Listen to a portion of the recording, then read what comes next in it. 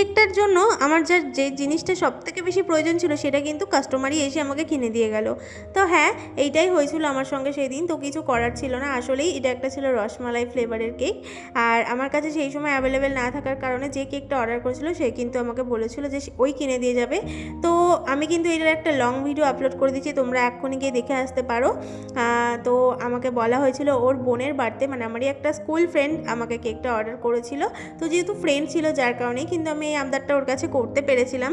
তো আমাকে বলেছিল ওর বোনের বাচ্চা যেহেতু, সেই রকম টাইপের একটা প্রিন্সেস টাইপের কিছু করে দিতে, একটা মিষ্টি কালার, পিঙ্ক কালার এরকম টাইপের। তো আমাকে যা যা বলেছিল আমি কিন্তু সেই রকম টাইপেরই করে নিয়েছিলাম। আর এই ফ্লাওয়ারগুলো ছাড়া পুরোটাই আমার কাছে ফাঁকা লাগছিল, যার কারণে আমি ফ্লাওয়ারগুলো দিয়েছিলাম। পুরোটাই কিন্তু আমার উপর ছেড়ে দেওয়া হয়েছিল।